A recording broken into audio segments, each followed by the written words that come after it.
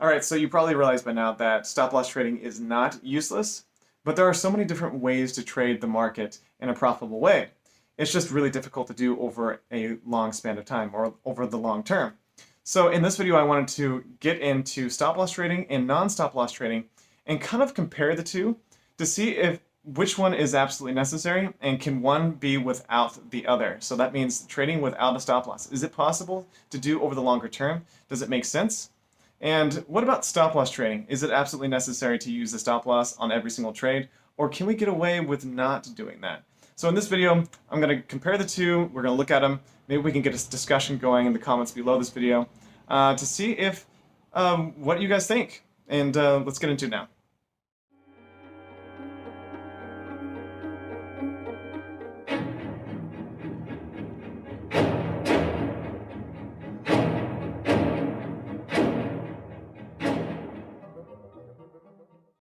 A lot of you know that I specialize in non-stop loss trading. All right, so the first strategy that I'm going to talk about real briefly is the RMI EA version 9.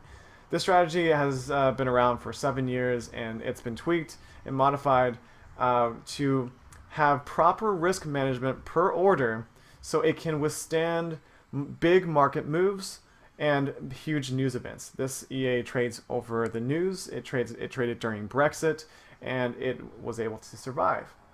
And so non-stop loss trading can work if your risk management per order or for every order is small enough to withstand big market moves. Okay, so that is the RMI version 9. If you want to find out more information about it, you can on my website. There's also stats here, and it's been making a profit every single month. All right, so the next one I want to talk about is the RMI Pro version 2.6.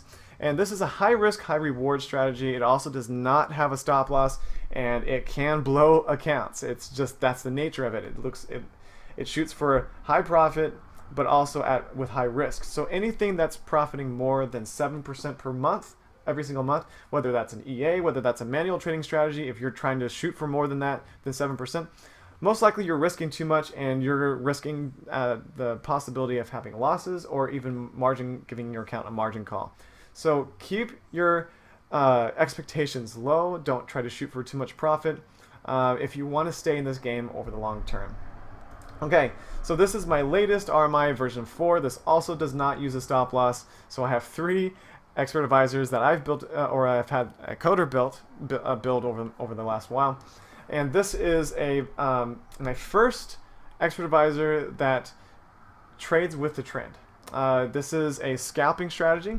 It trades only with the trend, and I'm going to show you real quick picture. So this is the initial order. So this is a sell position. It was looking for the market to continue down from there, and the trend changed. It started going up. And so that's when we took buy trades in the opposite direction. Scalped, buys until the trend was over, and the last buy trade was here, and the trend started turning back down on the downside. And so when that started happening, the EA knew when the market was going to start trending on the downside and entered more sell positions, which all closed out right here for an overall gain. So the profit from these 3 sell orders up here was more than the floating loss from this position. So made it so we were able to close out all the positions in an overall profit gain. All right. And while we were waiting for that sell trade for the trend to come back into our favor, we took buy trades on the other side. So instead of waiting or keep trading it against the trend or adding to a losing trade, we just wait for the trend to come back, and then we take more positions once the market moves or the pair starts to move more into our favor. So this is basically my best expert advisor, my best algorithm or best strategy I've ever created because it really works with the market moves. It doesn't add a lot to losing positions, and it waits for the best opportunity to trade going with the trend. So if you want to check that out, you can go on the website, best3forexea.com, to find out more information.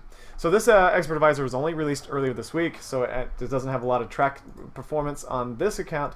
But you can see that it has an 84% win rate and 25 trades this week. So this is the longer account from the RMI version 4. It's been going a little bit longer, but it was also pushing the strategy to its maximum limits, or pretty close to its limits. As you can see, 10% profit and 14% profit over the last two months. And so it was trading the strategy at higher risk, and that's why we still have some trades that are still currently in. All right, so let's get into the bulk of this video, which is stop loss trading and how to properly do that, or at least my experience with stop loss trading and why I don't implement it in a lot of my strategies. And I feel like this is a pretty good example of why I hate stop loss trading so much, but why I keep trying to implement it to all of my 150 algorithmic strategies that I've had my coders build over the last 7 to 10 years. All right, so this was a manual trade, a couple manual trades that I took on the 21st of this month on the pound Japanese yen. So this is the first order. So this was a buy order, so I was expecting the market to go up from there. And it went, we had the initial bullish engulfing candle. So we had the bearish here, bullish engulfing. I thought that was a really great opportunity. Even had a small little wick on it for a breakout and a push back up, especially after the big move back down. I was looking for a bounce on the upside. All right, so my entry happened. Market shot down right after. I think it went like 2 pips in my favor, and then it dropped down the entire time. And so I looked on the 15-minute chart to see if there was any more opportunities to buy into the market again, and I chose here. It was a little bit too early, obviously, and you can see where my stop losses are right down here. A little too tight on my stop losses, and I got knocked out. Right there. The market went 2 pips below my stop loss and then bounced. All right, so it's unfortunate that the second position was just bought in a little too early, because this trade, or this candle here, is a really good indication. It had a wick on it. It was a bullish engulfed the previous candle. The close was higher than the open of the previous, and it was just a good looking candle, and that's where I wish I would have entered the market, right on the open of the candle after that. And it did push up. It went in my intended direction, but I got knocked out of the trade before that happened. Have you guys ever had it where you enter your trade and the market just goes against you? It seems like the market or the broker or somebody's against you and wants you to lose money. It's just, that's how trading is. It just works like that. And it's because we're entering at specific spots in the market, whether it's support resistance or other types of indicators that we're using, that a lot of other people are entering, causing volatility and movement around these prices. And that's what happened here. So you can see my take profit here. It would have been hit, but oh well, these things happen. So this is one reason, and I've seen this so many different times, is that I'm making a prediction on my stop loss where the market won't hit, and that's a prediction. That's exactly what it is. It's unreliable. You can't trust a prediction. It's not bulletproof. And so I wrote an email recently to a fellow trader, and I said this in it. Most traders make 3 predictions when they place a trade, right? So the first one is the entry itself, right? So you're expecting the market to move in your favor from your entry price. So that's a prediction. The second prediction is placing a take profit.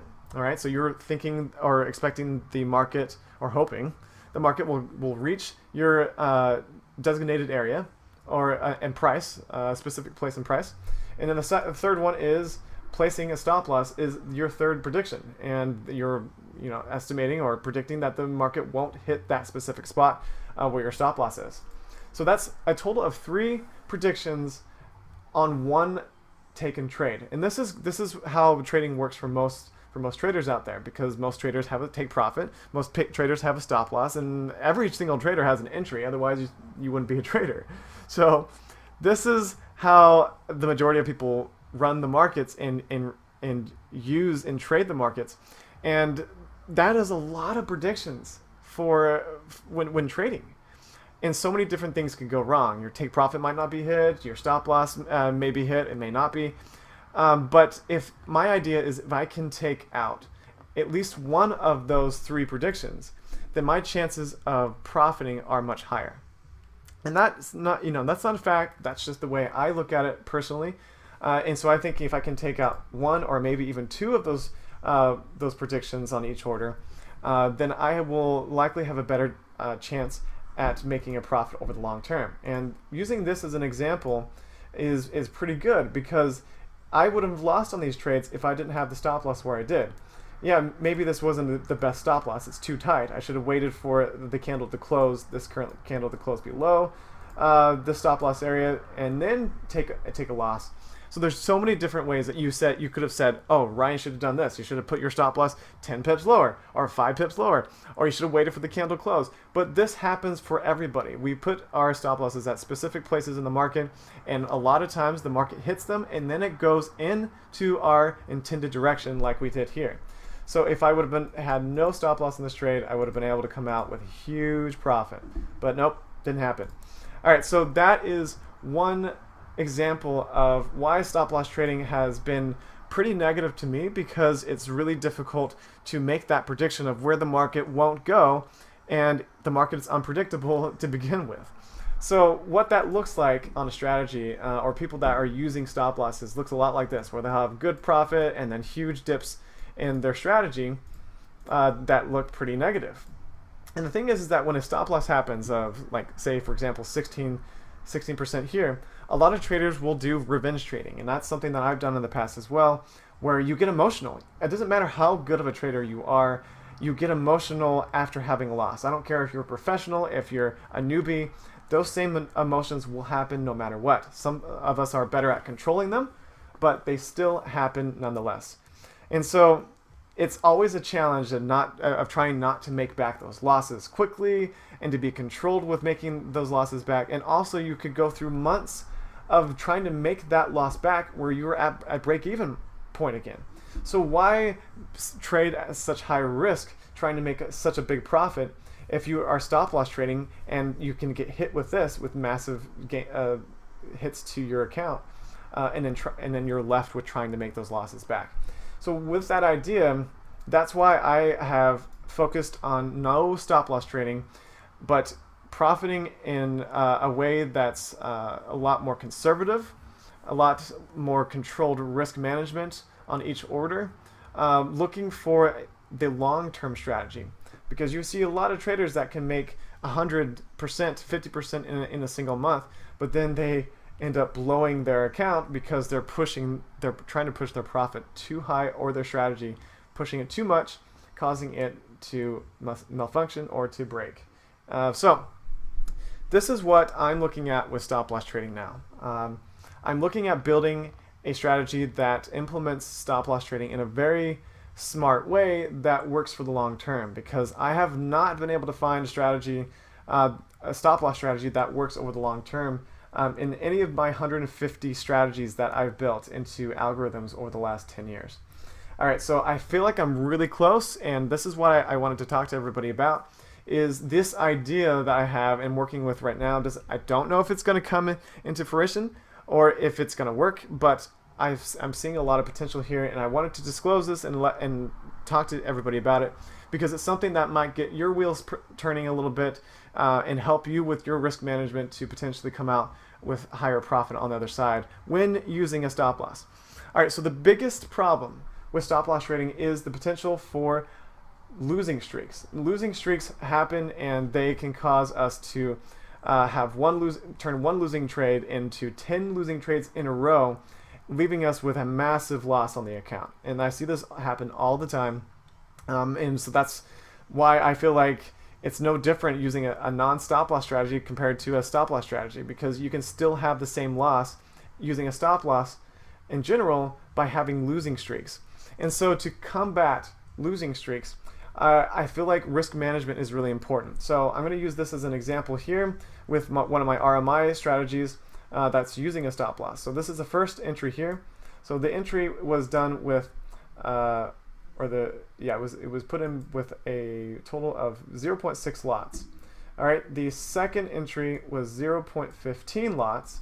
So you can see that it's a little slightly over the recommended amount, or the standard martingale increase. So typically the standard martingale increase would be 0.06 to 0.12, so you just double up, but we're slightly increasing that a little bit more at 15.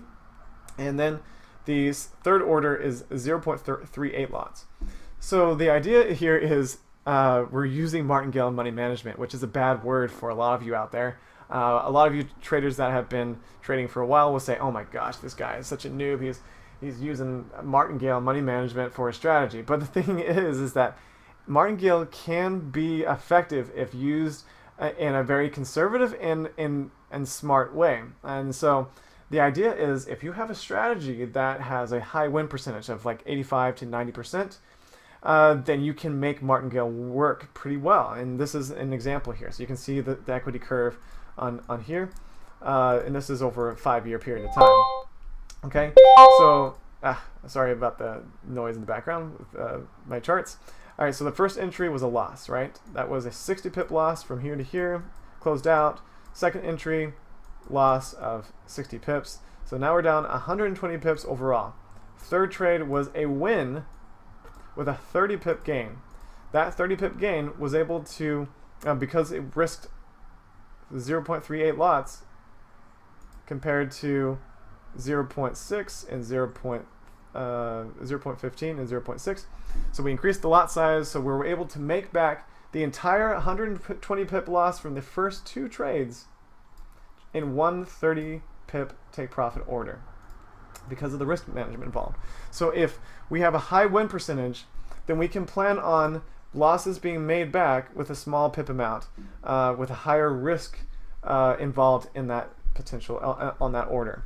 Okay, so that's how stop loss trading we can combat losing streaks, because losing streaks are the hardest thing to really make back once we have like 10 losing trades in a row. But this kind of money management can work well with losing streaks and gives us a fighting chance to stay on top of our a positive balance and equity curve. Okay, so I think that's pretty much where I wanted to end this the update today. I apologize for releasing it today on Friday a little bit late, but I had some computer issues. If you guys are new to my channel, hopefully you can be new subscribers. If you like the video, give me a thumbs up. But I'll see you guys next week on the next video update. Have a good one. Bye.